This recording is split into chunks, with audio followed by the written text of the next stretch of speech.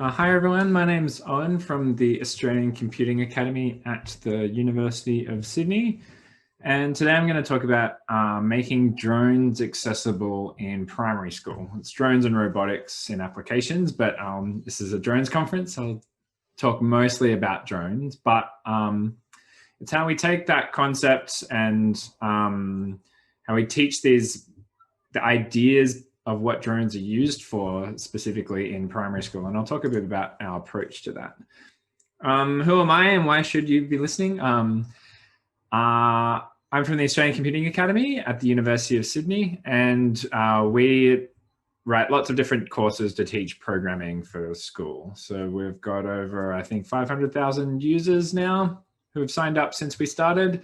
So if students are doing programming from years 3 to year 8, there's a pretty good chance that they're doing our courses.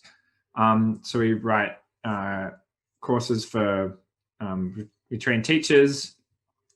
A few members of the team were part of the writing team for the digital technologies curriculum, for the Australian curriculum. And we also write different courses in programming, cybersecurity, and automation and robotics as well. And that's what we're going into a little bit. For context, what we've written is an online course for students to learn about robots and drone applications, and that's going to be rolled out statewide in WA next year. And the subject that we're focused on is digital technology specifically. There are links to other learning areas, but we mainly focus on the applied digital technologies example. And because it's going to be rolled out statewide, we really wanted a scalable solution. So it's an online course that students can do with their computers, but they'll have physical hardware next to them that they'll do the activities, download their program onto the hardware, and complete the challenges in that way. Because it's statewide, cost was a big factor. If you want 6 or 8 or 10 of these per class, one kit per school, it's probably a bit prohibitive to give them all drones.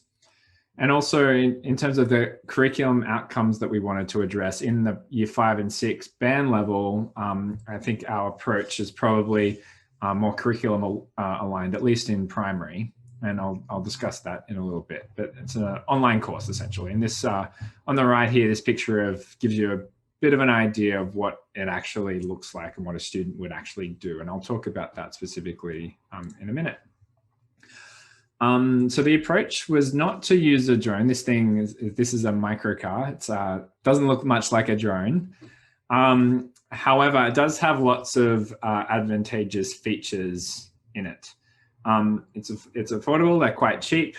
It uses the microbit, which is this little brain here. That's the BBC microbit, and that's quite a common device that lots of students and schools use in education to do basic electronics. We can write the code that runs on this device, so we can program it, and the students themselves can download the code to run on it. It can be used in primary, and it has a whole bunch of sensors as well. It has a color sensor, so it detects the color underneath it, and there's some lights and stuff that we can use to make it a bit more engaging for students. So here's how we turn it into a drone or into another piece of robotics. Again, this is in the primary year level, so we have these cutouts that we designed, these little skins. And so you can take the relatively cheap device and turn it into a submarine or a drone. This is a blast hole drill because it's in the applications generally in the resources sector, and this is a dump truck. And so we're talking about both mining and underwater exploration of the applications that we're talking about using these bits of technology. But in terms of kids programming them, we can just put a skin on it and place it on a map that we've designed, and then that will achieve the learning outcomes that we want. And so this is an example of the maps. So these are the drone maps that we've designed. First one is doing surveys. So quite often in a mine site, they'll need to survey the depths of the open cut mine and how far they're encroaching, and what the difference between what they've dug and what was there previously. So they'll need to do geological surveys of the area. And also there's other different applications that drones are used.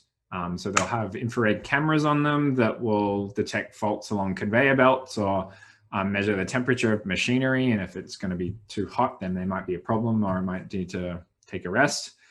And so focusing on the applications that the drones are used for gives primary school students into a window of what we can use these things for, what these things are actually used for in industry, and giving them a chance to write the code to program a bit of what that might look like. And the skills that we learn specifically here in digital technologies, the same skills that are going to be learned programming these devices when they're rolled out in the real world. I mean, the fundamental skills, I think it might be a bit more complicated to do. We're not going to ask students to do any drone stabilization algorithms or anything like that, but we will ask them to write the code to navigate through a particular space, or count the number of vehicles that need repair, or things like that. And these give them examples of what actually happens in industry, and takes that application and makes it digestible for a primary school aged student. So this is an example of what it looks like for a student. So we give them an animation like this, and that would tell them that this is what your drone should look like. It should follow this path. And by following the rules on the left, if you follow those rules, then it should be able to follow the path. So they'll write the code here and then download it onto their little robot, and then it'll physically drive, and they'll be able to compare if their path followed the same one as what the animation was. We've abstracted away lots of the hardware stuff. Again, this is for primary E-level. So we've written a line following block here, so they don't need to come up with their line following algorithm, even though they will later in the course. To achieve this outcome, we've done that for them, and they just need to fill in the structure of what the program needs to do in order to make it navigate throughout the map. And so this gives you an idea of what the students actually do in a course like this. We partnered with industry to do this. So these companies are funding this work, and we did a pilot in the Pilbara earlier this year. And each of the partner companies would do a video which would explain the application of the device that they're using, and how that's actually used out in the resources sector. So how they use this drone out in the mines, or how they might use this underwater vehicle to monitor coral and stuff like that. And so they talk about the application of the technology, how it's used, and then the students would then go and then program that to perform that function. So they'd learn it in tandem with being explained to them by industry professionals. So that was it worked really well. So the program's not finished yet. We've just done the pilot this year, so it's going to be rolled out statewide in WA next year.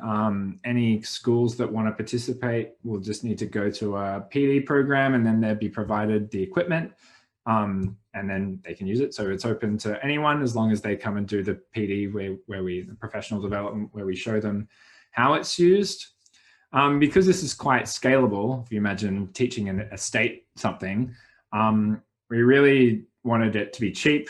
We wanted to focus on applications, gave the broader perspective of the different types of technology used at scale, and it reduced costs. So the robots aren't very expensive at all. And so instead of shipping them dump trucks and other things, we can represent those things with cheap little benchtop robotics, which is quite fun, and the kids love playing with them.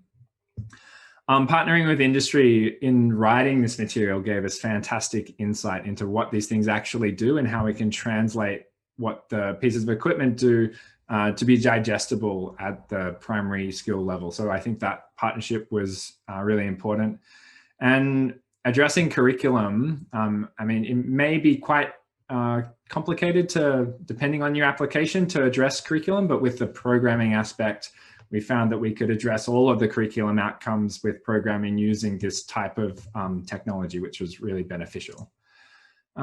If you're interested in the stuff that we do, check out our website. We've got lots of different programming and cybersecurity resources as well. And if you have any questions at all, please just send me an email at owen@aca.edu.au.